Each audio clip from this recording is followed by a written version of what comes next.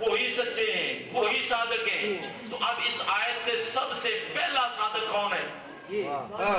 سب سے پہلا صادق مولا کائنات، امیر کائنات، سب سے پہلے صادق امیر کائنات۔ اب حدیث کی طرف آتے ہیں۔ رسول کائنات نے فرمایا انی تارک فیکم الثقلین کتاب اللہ و عطرتی اہل بیتی ما ان تمسکتم بہما لن تضلوا ولن يتفرق حتى يرد على الحوض۔ یہ حدیث رسول ہے جو میں نے آپ کو سنائی ہے۔ آپ کی سماعت کو میں دیکھ رہا ہوں، بس کروں؟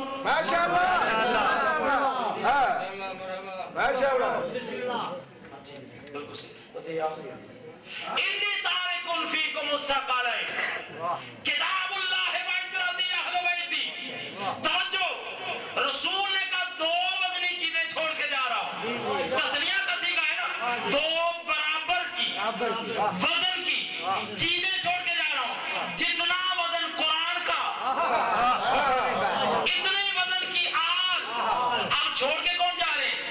رسول چھوڑ کے جا رہے ہیں۔ برابر وزن کی دو چیزیں، ایک کی نسبت ہے اللہ سے، توجہ ہے بھائی، میں بس کرنے لگا ہوں، آخری حدیث ہے، آپ لوگوں نے بہت سنا۔ توجہ، ایک کا تعلق ہے اللہ سے اور ایک کی نسبت ہے رسول سے۔ تو مجھے ایمان سے بتاؤ، رسول کے ساتھ جس کی نسبت ہے وہ ہے عطرت، وہ ہے آگ، اور جس کے ساتھ اللہ کی نسبت ہے وہ ہے قرآن۔ یہی بات ہے نا۔ تو اب رسول نے فرمایا کہ میں دو چیزیں چھوڑ کے جا رہا ہوں، ایک قرآن ہے اور دوسری آل ہے۔ اب ان دونوں کو چھوڑ کے جا رہا ہوں، دونوں کو مضبوطی سے تھامے رکھنا، تم ہرگز گمراہ نہیں ہوگے۔ ایک ہے قرآن، ایک ہے آل۔ اب رسول نے آل کو کس کے ساتھ ملایا؟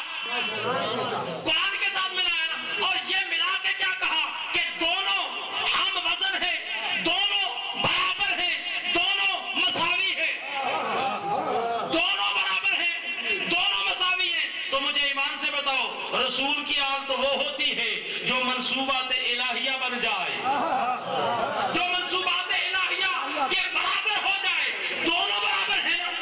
یساوونہ فی خمسۃ اشیاء، فخر الرازی نے لکھا ہے کہ آل رسول وہ ہیں 5 چیزوں میں رسول کے برابر ہے۔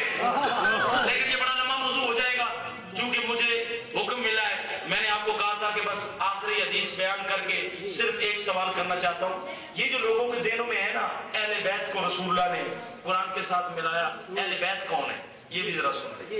آگے میں نے بتایا نا کہ جو لوگ کہتے ہیں سارے صحابہ کا اکرام، سارے صحابہ کا اکرام ہوتا تو یا الذین آمنوا نہ آتا، لا ترفعوا۔ یہ اس وقت یہودی نہیں تھے رسول کے پاس، نہ عیسائی تھے، یہی کلمہ پڑھنے والے تھے، یہی کلمہ پڑھنے والے تھے۔ اس لیے سارے صحابہ کا احترام ضروری نہیں ہے۔